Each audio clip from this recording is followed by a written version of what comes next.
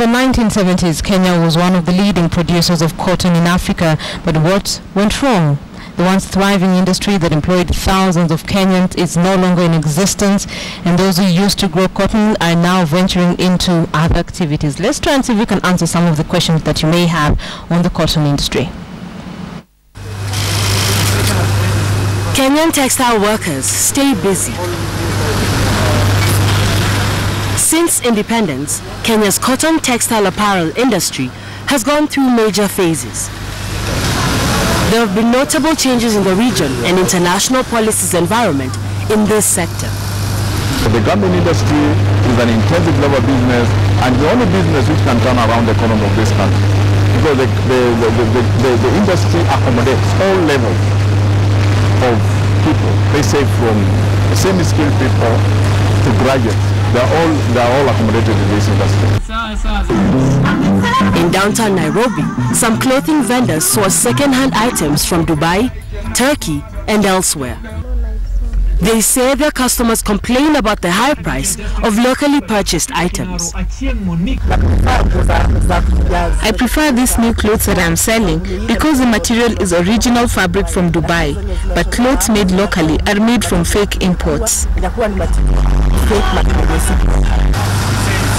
Currently, Kenya offers no subsidies, effectively preventing the country from competing meaningfully with other countries that do offer subsidies to their textile industries. However, Kenyan producers are pinning their hopes on several fairly new government policies and incentives designed to encourage investment in the industry. With gains made from the African Growth and Opportunity Act, AGOA, Kenya's textile and clothing sector accounts for 4.3% of the total Kenyan exports under the Act. But the value of textile sales to the U.S. under the AGOA agreement has declined from a high of $21.7 billion or $272 million in 2003 to $14 billion or $162 million in 2014. We have the best human resources in the region, and if we exploit these resources, we can become a hub of Africa in terms of industry.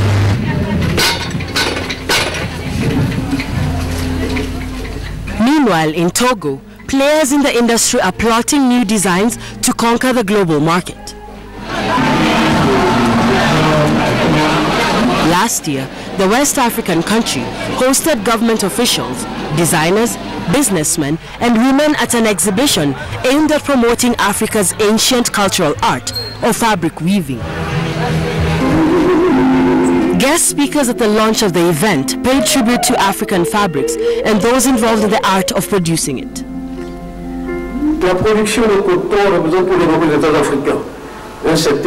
For many African countries, cotton production is a vital economic sector. One of the greatest assets of Africa is its cotton, a quality raw material available in quantity. African cotton is one of the best in the world. The fibers are thin, they grow well, and above all, they support all chemical treatments. Cotton production must be increased, and it is necessary to manufacture the raw product locally through the creation of community units.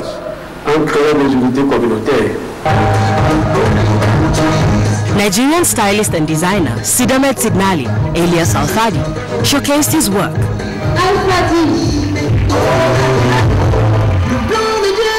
He urged African governments, economists, and bankers to reconsider their opinions regarding African fashion and fabric. Traditional weaving has been practiced for decades, mainly in West Africa, where it was a pre-sale for the rich, rulers, and kings. But lovers of the African fabric, such as Blendin Banya, believe that the revered material, especially the loincloth, will make a comeback after many years. With the wide exposure given to the waist clothes, I think the youth will wear them and will stop with the second-hand clothing or Chinese imports. This event's organizers hope that their showing of the cultural use of the loincloth in Togo will boost business and make Lomé the textile hub in West Africa. African fashion experts say it is necessary to build a whole development policy for the textile industry on the continent to expand the fashion business and boost economies. The last few years have seen local African fabric makers almost come undone. Industry players are determined to gear up and clothe themselves with the knowledge and tools to design a better future for the textile industry.